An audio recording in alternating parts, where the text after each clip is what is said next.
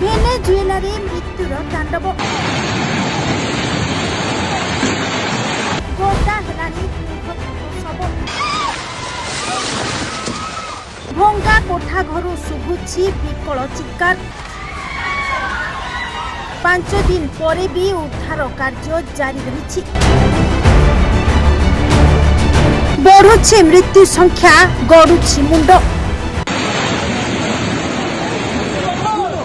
ଭେନେଜୁଏଲାରେ ପ୍ରଳୟ, 2ଟି ଶକ୍ତିଶାଳୀ ଭୂକମ୍ପରେ ମୃତ୍ୟୁ ସଂଖ୍ୟା 1430କୁ ବୃଦ୍ଧି। ଧ୍ୱଂସାବଶେଷ ତଳେ ଜୀବନ ପାଇଁ ସଂଗ୍ରାମ। ବଡ଼ ବିପର୍ଯ୍ୟୟର ସାମ୍ନା କରିଛି ଭେନେଜୁଏଲା।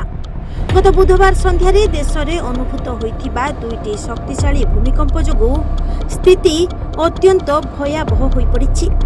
ନ୍ୟାସନାଲ ଆସେମ୍ବଲି ସଭାପତି ଜର୍ଜ ରୋଡ୍ରିଗେଜଙ୍କ ସୂଚନା ଅନୁଯାୟୀ ମୃତ୍ୟୁ ସଂଖ୍ୟା ହୁ ହୋଇ ବଢ଼ି ଚାଲିଛି। ବର୍ତ୍ତମାନ ସୁଦ୍ଧା 1430ରେ ମୃତ୍ୟୁ ସଂଖ୍ୟା ପହଞ୍ଚିଥିବା ବେଳେ 3238ରୁ ଅଧିକ ଲୋକ ଗୁରୁତର ଆହତ ହୋଇଛନ୍ତି। ଉଦ୍ଧାରକାରୀ ଦଳ ପାଇଁ ଆଗାମୀ କିଛି ଘଣ୍ଟା ଅତ୍ୟନ୍ତ ଗୁରୁତ୍ୱପୂର୍ଣ୍ଣ ହୋଇଥିବା ବେଳେ ଶତାଧିକ ଲୋକ ଏବେ ବି କଂକ୍ରିଟ ସ୍ତୂପ ତଳେ ଫସି ରହିଛନ୍ତି। ସାଂସଦ ରୋଡ୍ରିଗେଜ ଏହି ଦୁର୍ଭାଗ୍ୟଜନକ ଘଟଣାକୁ ଗତ 123 ବର୍ଷ ମଧ୍ୟରେ ଦେଶ ଦେଖିଥିବା ସବୁଠାରୁ ବଡ଼ ପ୍ରାକୃତିକ ବିପର୍ଯ୍ୟୟ ବୋଲି ଅଭିହିତ କରିଛନ୍ତି। ମାତ୍ର 39 ସେକେଣ୍ଡ ବ୍ୟବଧାନରେ ଆସିଥିବା 7.2 ଏବଂ 7.5 ତୀବ୍ରତାର ଏହି 2ଟି ଝଟକା ସେତେବେଳେ ସର୍ବନାଶ ରଚିଥିଲା, ଯେତେବେଳେ ଏକ ଜାତୀୟ ଛୁଟିଦିନ ପାଇଁ ପ୍ରାୟ ସମସ୍ତ ପରିବାର ନିଜ ଘରେ ଏକାଠି ଥିଲେ। ଭୂକମ୍ପରେ ସବୁଠାରୁ ଅଧିକ ପ୍ରଭାବିତ ହୋଇଥିଲା ଲା ଗୁଏରା ଏବଂ କାରାକାସ ଅଞ୍ଚଳରେ ଦିନରାତି ଉଦ୍ଧାର କାର୍ଯ୍ୟ ଜାରି ରହିଛି।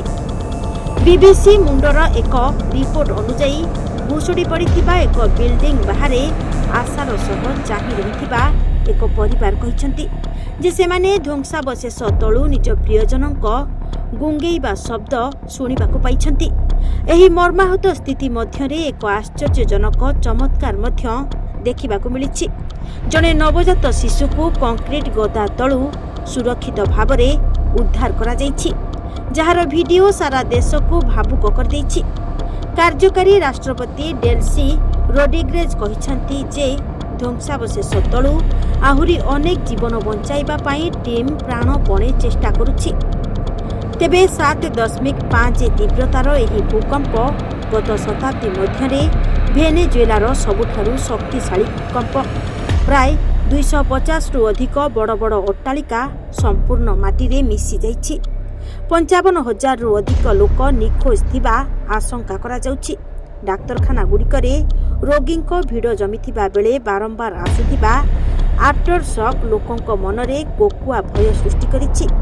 ସ୍ଥାନୀୟ ଲୋକଙ୍କ କହିବା ଅନୁସାରେ ମାତ୍ର କେଇ ସେକେଣ୍ଡ ମଧ୍ୟରେ ସେମାନଙ୍କ ଆଖି ସାମ୍ନାରେ ସୁନ୍ଦର ସହରଗୁଡ଼ିକ ଶ୍ମଶାନ ପାଲଟିଗଲା। ଦେଶରେ ଜରୁରୀକାଳୀନ ପରିସ୍ଥିତି ଘୋଷଣା କରାଯାଇଛି ଏବଂ ଆନ୍ତର୍ଜାତୀୟ ସାହାଯ୍ୟ ମଧ୍ୟ ପହଞ୍ଚିବା ଆରମ୍ଭ ହୋଇଛି।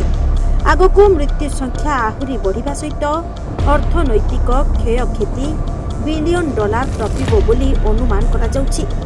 ସମୟ କମ୍, କିନ୍ତୁ ଜୀବନ ବଞ୍ଚାଇବାର ଜିଦ୍ ଏବେ ଭେନେଜୁଏଲା ଆଗରେ ସବୁଠାରୁ ବଡ଼ ଆହ୍ୱାନ ହୋଇ ପାଲଟିଛି।